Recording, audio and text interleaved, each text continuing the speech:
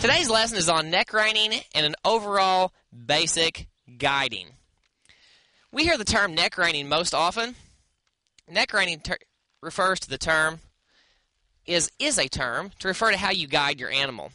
Neck reining is not my favorite and certainly not the most effective thing you can do on your horse.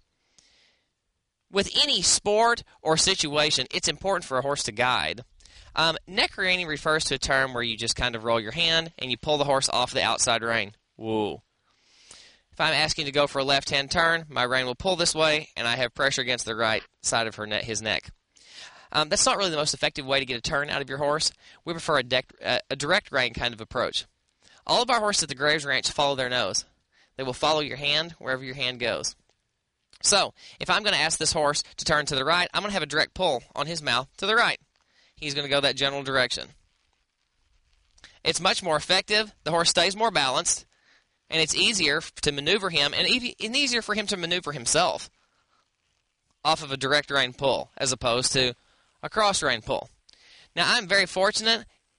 Keno is a very broke gelding. And he'll ride about however we want to ride him.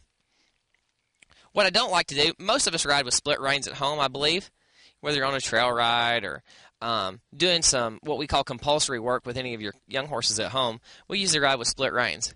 It's very important to teach that horse how to guide and follow the rein. When you first start with your horse, if you in fact are a person who wants to ride with a neck rein, that's fine, but they have to start following your inside rein first before we can move on to more advanced moves. So if this horse will pull him to the right, pull him to the right, we'll drive him forward again. We can pull him to the right. He'll follow this rein. Then you can move your reins to one hand. Move your reins to one hand. Start teaching your horse to guide with one hand.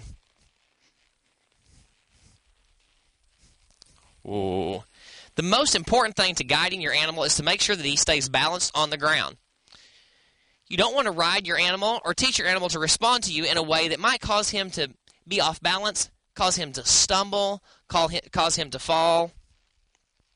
And again, your animal's going to listen to you, so you have to be aware of what you're actually teaching them.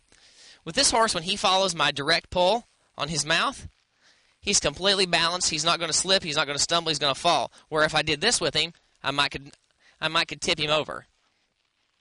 Teach your animal to follow his face. When you move forward, he'll move forward. If you need him to turn, kind of set back a little bit.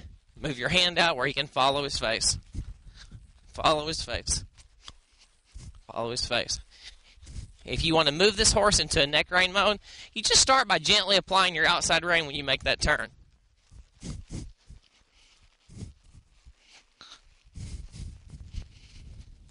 I'll be forward on a softer, loose rein. I'll be forward. I'll be forward.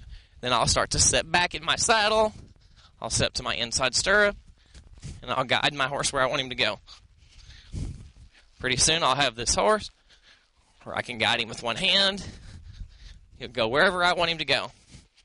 Notice my body position. I'm not getting off balance on this horse's back. Ooh. I'm not taking him into a direction. I'm not taking my body in an opposite direction of where my horse is going. Be aware of where you are sitting in your saddle, as well as where your hands are. It's very important that you not do anything to interfere with your animal's natural gait. Remember, you're just this animal's teacher. You're the one who's going to be riding this horse and enjoying him for years to come. So remember, everything that you teach him, he's going to learn. But also make it easy for him. Ooh, make it easy for him. And a little direct rein pull makes it much easier for him and much easier for you. Ooh, ooh, ooh, ooh. Good boy. And that's today's lesson on neck reining.